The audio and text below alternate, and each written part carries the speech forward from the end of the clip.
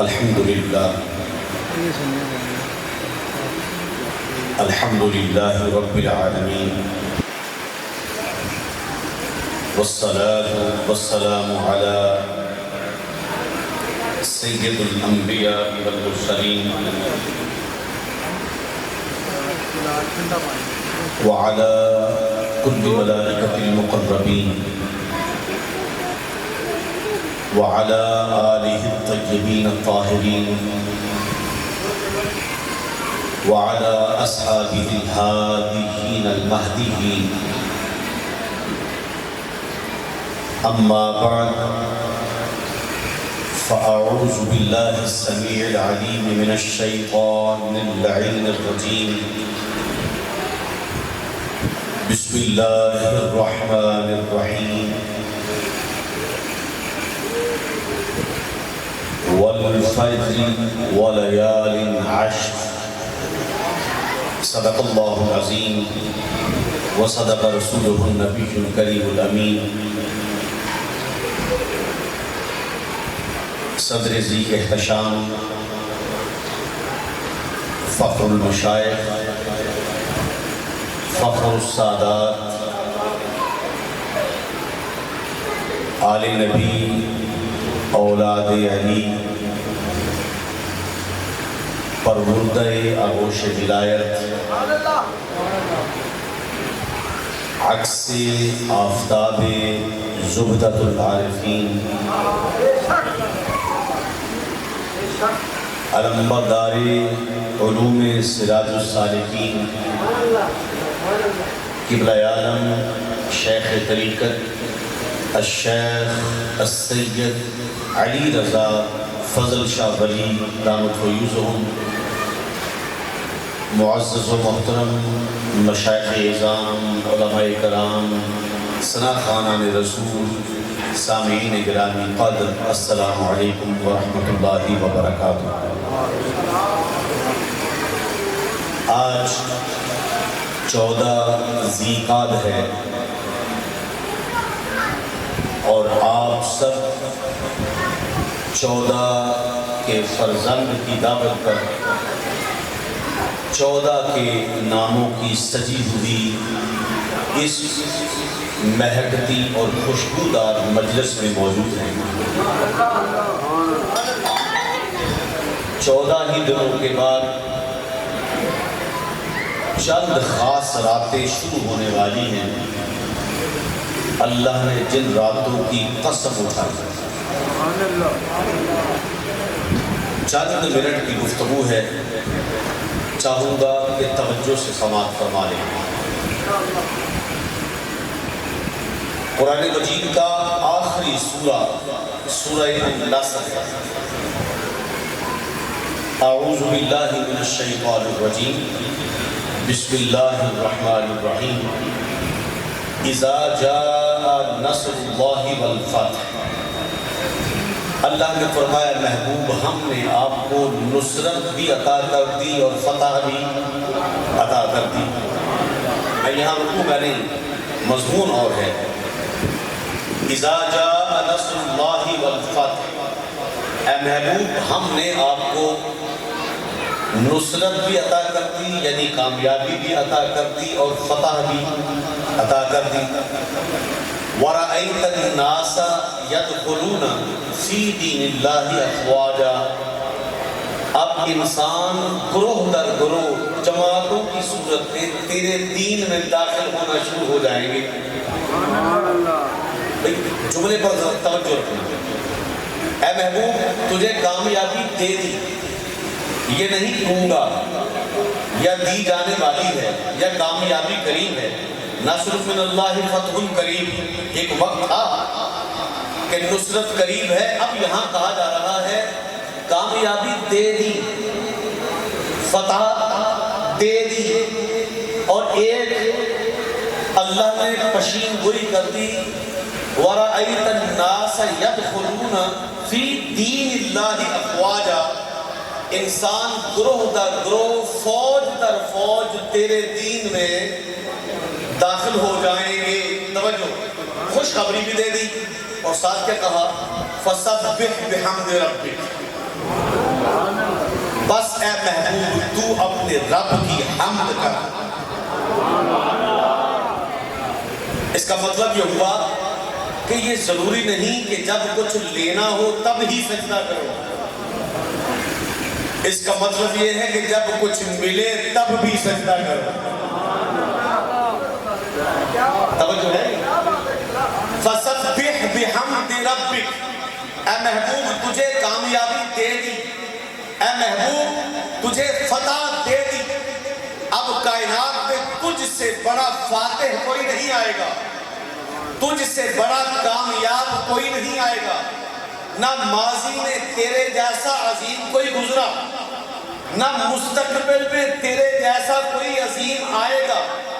اے محبوب ماضی میں بھی تیرا ثانی کوئی نہیں، اے محبوب قیامت تک آنے والے وقت میں بھی تیرا ثانی کوئی نہیں۔ بس تیرا مقام یہ کر دیا، وَرَفَعْنَا لَكَ ذِكْرَكَ، میں نے تیرا مقام بلندیوں سے بھی بلند کر دیا۔ بس فَسَبِّحْ بِحَمْدِ رَبِّكَ، تو اپنے رب کی حمد کر، وَاسْتَغْفِرْ، اور اپنے رب کی استغفار کر۔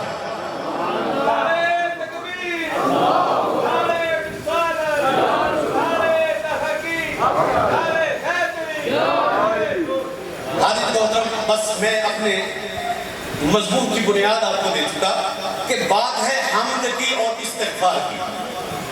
آئیے مولا کائنات میرے قبلہ عالم کے دادا حضور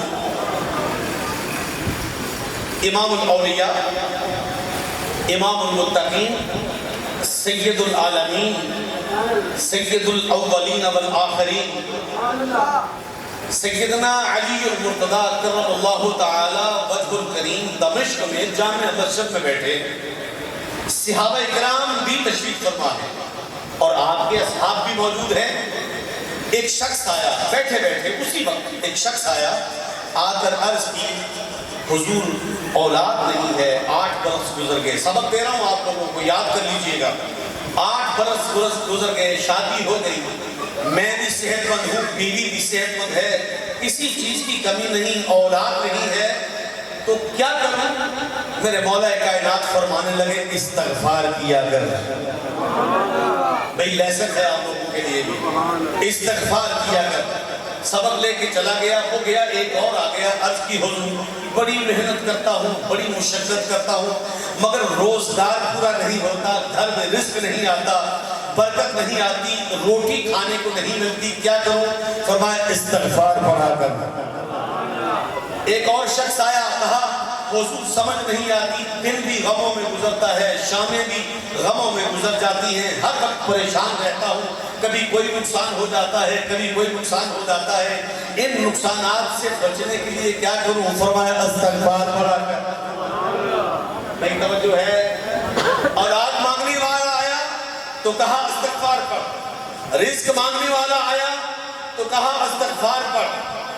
ایک اور شخص آیا، مشکلات پڑی ہیں، مشکلات سے نجات کے لیے اس نے کچھ مانگا، کہا استغفار پڑھ۔ ایک اور شخص آیا، حضور نعمتوں کی کمی ہے، نعمت نہیں مل رہی، سکون نہیں مل رہا، کیا کروں؟ فرمایا راحت القلوب کے لیے بھی استغفار پڑھ۔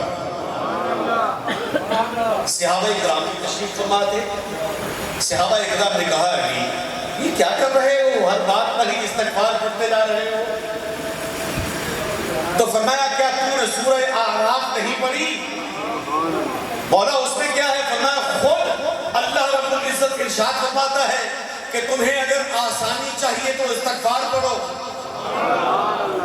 تمہیں اگر بخشش چاہیے تو استغفار پڑھو، تمہیں اگر اولاد چاہیے تو استغفار پڑھو، تمہیں اگر رزق چاہیے تو استغفار پڑھو۔ جب وہ کہہ رہا ہے کہ جو چاہیے اس کی ضرورت پوری کرنے کے لیے استغفار پڑھو، تو علی رب کے سوا کیسے بول رہے ہیں؟ حاضرین محترم توجہ ہے، اب میں آپ کو بغداد کے بازار لے کر جانا چاہتا ہوں۔ بغداد کا بازار ہے، بغداد کی جامع مسجد میں شہنشاہ ولایت غوث الثقلین شہباز لامکانی قندیل نورانی الشیخ السید عبد القادر جیلانی الحسنی والحسینی تشریف فرما ہے، علماء اور مشائخ کا جمع نفیر ہے، فرمایا اٹھو ذرا بازار چلے، بھئی توجہ سے ذرا بازار چلے، نکلے ہجوم ہے، بازار میں کھلبلی مچ گئی، آواز بلند ہوا شیخ بازار آ رہے ہیں، راستے صاف کر دو، گلی کوچے صاف کر دو، ادھر ادھر ہو جاؤ، غوث الثقلین آ رہے ہیں، کوئی آگے بڑھ کر جیسے ہم کوئی کپڑوں کو چومتا ہے، کوئی ہاتھوں کو چومتا ہے، کوئی گھٹنوں کو چومتا ہے، کوئی پاؤں کو چومتا ہے، جیسے جیسے غوث الثقلین بازار میں آتے جا رہے ہیں، آگے بڑھ کر کوئی دست بوسی کرتا ہے، کوئی لاٹھی کو چومتا ہے، کوئی بازو کو چومتا ہے، کوئی کپڑوں کو چومتا ہے، گزرتے جا رہے ہیں، گزرتے جا رہے ہیں، اچانک گلی کے کونے سے ایک شخص اپنے یوں بالوں کو جھاڑتا ہوا سامنے آ کر کھڑا ہو گیا، کہا عبد القادر ذرا رکو،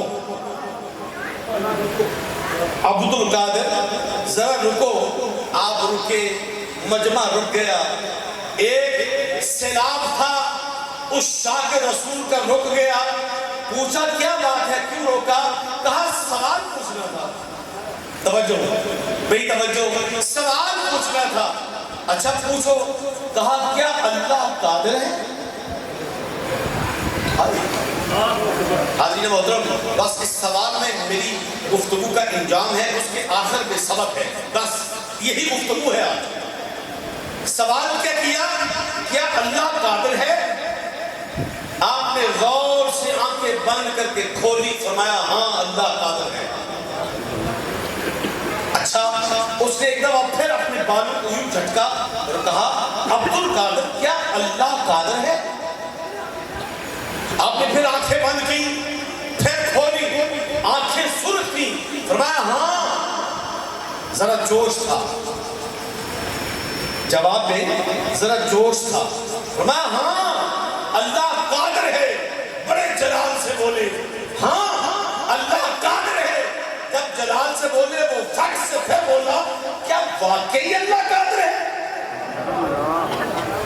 جب یہ بولا تو وہ جلال سے بولنے والا غوث ذرا زمین دوز ہو گیا، سجدہ ریز ہو گیا، سڑک کے اوپر اپنی جبین نیاز کو جھکا دیا، آہوں کی اور سسکیوں کی آواز بلند ہوئی، غوث الثقلین کی رونے کی صدائیں بغداد کے بازار سن رہے ہیں، ہر آنکھ اشکبار ہے، ہر آنکھ دیکھ رہی ہے کہ یہ تماشا کیا ہے۔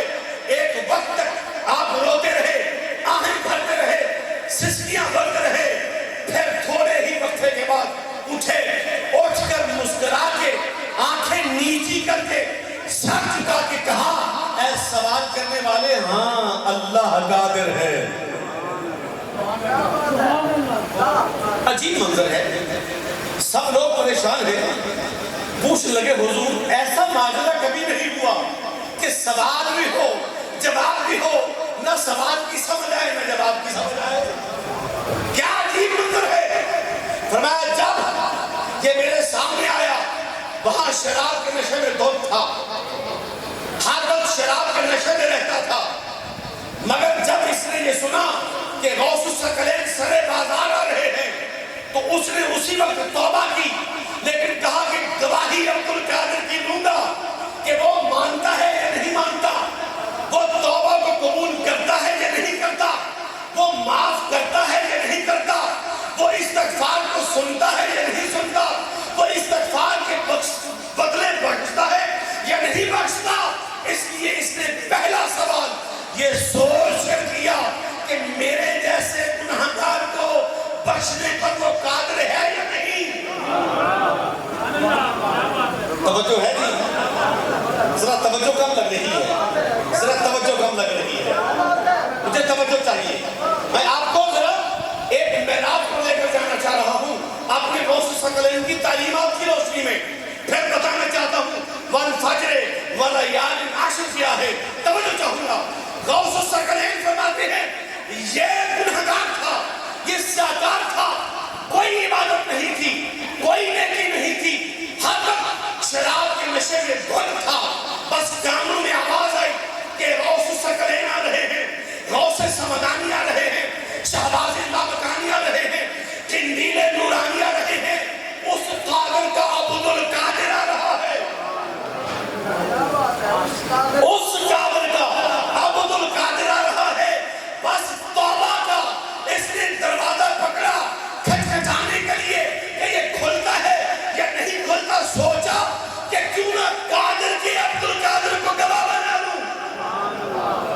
توجہ ہے؟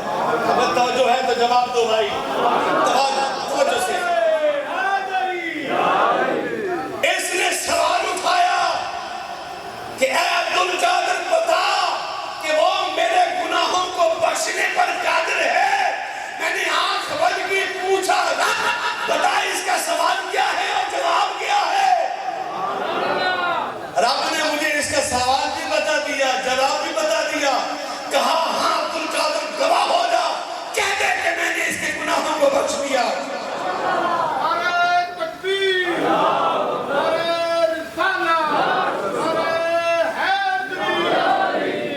توجہ سے چاہتا ہوں آقا تو جب دوسری مرتبہ اس نے کہا کہ کیا اللہ قادر ہے، آپ نے بڑے جلال میں جواب دیا، فرمایا ہاں۔ اس وقت اس کا جو سوال تھا وہ بھی میں نے رب کی بارگاہ میں رکھا، مالک یہ کیا سوال کر رہا ہے؟ تو جواب آیا، سوال اس کا یہ ہے کہ یہ پوچھ رہا ہے کہ کیا میں اسے غوث بنا سکتا ہوں یا نہیں۔ توجہ ہے جی، توجہ ہے جی۔ اور بھی ایک لمحہ پہلے یہ گناہگار تھا، یہ سیاکار تھا، یہ شرابی تھا، کوئی نیکی پاس نہیں تھی، پوچھ رہا ہے تیرے وسیلے سے کہ اے نبی کے فرزند تو بتا، گواہی دیتا ہے کہ وہ مجھے غوث بنانے پر بھی قابل ہے کہ نہیں؟ جواب آیا ہاں، تو اپنا دامن مراد کو پھیلا، غوث کا دامن تھا، تجھے در بدر سے بچا کر تجھے غوث بنانے پر بھی قابل ہے۔ تو آقا یہ تیسرا ماجرا کیا تھا؟ فرمایا ہائے قربان جاؤں، میں گر پڑا جب اس نے تیسری مرتبہ پوچھا کیا واقعی اللہ قادر ہے؟ میں نے جب سوال اوپر بھیجا تو جب جواب سنا تو میں اللہ کی بارگاہ میں سجدہ ریز ہو گیا۔ آقا سوال کیا تھا اور جواب کیا تھا؟ کہا سوال یہ تھا کہ کیا اللہ اس بات پر بھی قادر ہے کہ تجھے اٹھا کر میری جگہ پر بٹھا دے؟ اور توجہ ہے بھائی، توجہ ہے۔ آج کی میں نے جواب نہیں سنا، اللہ کی بارگاہ میں سجدہ ریز ہو گیا، مالک اگر مجھ سے کوئی خطا ہوئی ہو تو معاف کر دے۔ توجہ ہے جی، توجہ ہے۔ تو پھر آواز آئی، عبدالقادر اپنا سر اٹھا، میں اسے تو جو یہ مانگے وہ مقام دے سکتا ہوں، مگر تجھے غوث الثقلین ویسے ہی بنایا ہے جیسے علی کو محمد کا بھائی بنایا ہے۔ جس طرح کائنات میں محمد کے ساتھ علی جیسا کوئی نہیں ہے، اس طرح اولیاء کے درمیان تیرے جیسا ولی کوئی نہیں ہے۔ حاضر محترم سمجھ آ رہی؟ اب میں آپ کو دینے لگا ہوں سبق آخری الفاظ میں۔ اللہ نے فرمایا والفجر، مجھے قسم ہے فجر کی۔ میرے مولا کائنات نے فرمایا جب فجر کا وقت ہوتا ہے تو فرشتے اللہ رب العزت کی رحمتوں، برکتوں اور رزق کے خزانوں پر کھڑے ہو جاتے ہیں۔ فجر کا جب وقت ہوتا ہے، جب کوئی بندہ اللہ کی بارگاہ میں سجدہ ریز ہوتا ہے، پھر اس کی بارگاہ میں ہاتھ اٹھاتا ہے، وہ جو مانگ رہا ہوتا ہے اوپر سے نازل ہو رہا ہوتا ہے۔ اللہ نے فرمایا والفجر، مجھے فجر کی قسم ہے، وَلَيَالٍ عَشْرٍ، اور مجھے ان 10 راتوں کی قسم ہے، مجھے ان 10 راتوں کی قسم ہے۔ مالک یہ 10 راتیں کون سی ہیں؟ فرمایا اور تمہیں کہانی سناتا ہوں، اپنے الفاظ میں بات کر رہا ہوں، ان آیات کی روشنی میں اور تمہیں مختصر سی کہانی سناتا ہوں۔ یہ روشن تھا، ابراہیم کی 2 بیویاں تھیں، ایک کا نام اماں سارہ تھا، ایک کا نام اماں ہاجرہ تھا۔ ہاجرہ کو میں نے دیا بیٹا، اس کا نام انہوں نے رکھا اسماعیل۔ سارہ سے برداشت نہ ہوا، کہا یا مجھے نکال یا اسے نکال۔ توجہ سے سماعت فرمائیے گا حاضرین محترم، یہ وہ کہانیاں نہیں ہیں جو مٹھو سائی نے ٹکر کے نیچے لکھ کر بیٹھ کر لکھی، نہیں، یہ وہ کہانیاں ہیں جو میرے مصطفیٰ نے حدیثوں کی صورت میں ہمیں عطا کی۔ کہانی سناتا ہوں، یہ یروشلم ہے، فلسطین ہے، بیت المقدس ہے۔ میرا ابراہیم تھا، 2 بیویاں تھیں، ایک سارہ تھی اور ایک ہاجرہ تھی۔ ہاجرہ کا نکاح بعد میں ہوا تھا، سارا کا پہلے۔ میں نے ہاجرہ کو اسماعیل دے دیا، وہ اسماعیل دیا کہ جس کی اولاد میں محمد آنا تھا، وہ اسماعیل دے دیا جس کی اولاد میں علی آنا تھا، حسن آنا تھا، حسین آنا تھا، ابو طالب آنا تھا، عبد المطلب آنا تھا، ہاشم آنا تھا۔ میں نے وہ اسماعیل ہاجرہ کو دے دیا۔ تو سارا نے کہا اب میں رہوں گی یا یہ رہے گی؟ اس ابراہیم نے اللہ کی بارگاہ میں عرض کی، حضرت زکریا کا بھی ہے نا، وَزَكَرِيَّا إِذْ نَادَى رَبَّهُ نِدَاءً خَفِيًّا، کہ حضرت زکریا نے اللہ کی بارگاہ میں خفیہ التجا کی۔ رب کہتا ہے ابراہیم بھی میری بارگاہ میں آ گیا، مالک کیا کروں؟ پاسے دو میں پارے نے، میں جاؤں تو کہاں جاؤں، کدھر جاؤں؟ ایک نبیوں کے باپ کی ماں ہے،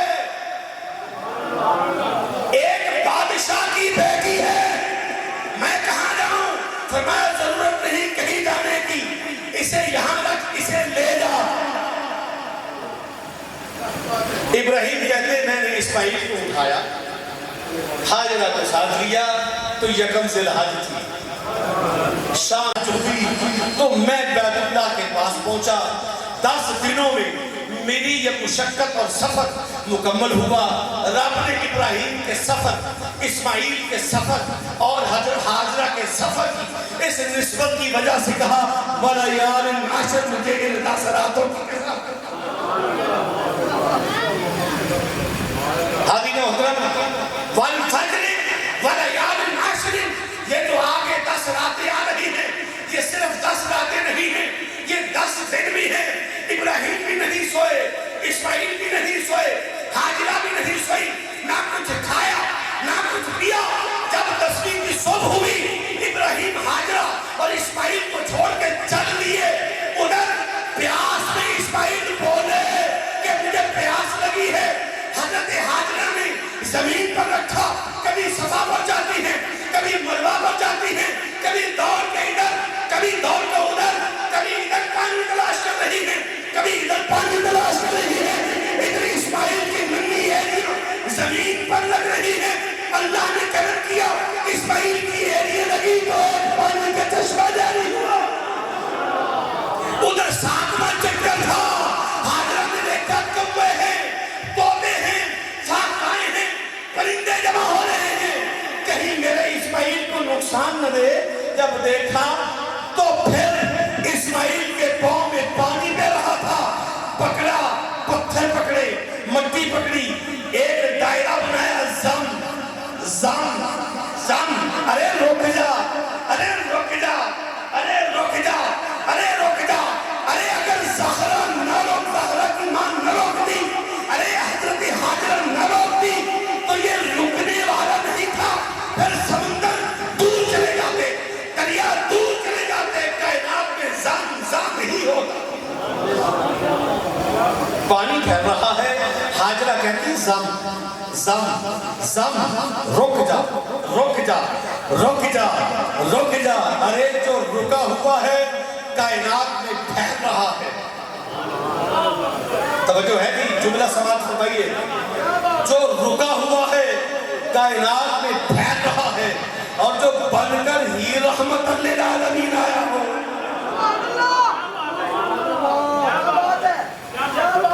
توجہ ہے جی، حضور کا حکم ہو گیا، بس آنے والے ذی الحج کے پہلے 10 دن اور 10 راتیں استغفار کر لو، جو مانگنا ہے مانگ لو۔ اللہ رب العزت ہم سب کی حاضری کو اپنی بارگاہ میں شرف قبولیت سے سرفراز فرمائے، آمین۔ وآخر دعواہم ان الحمدللہ رب العالمین۔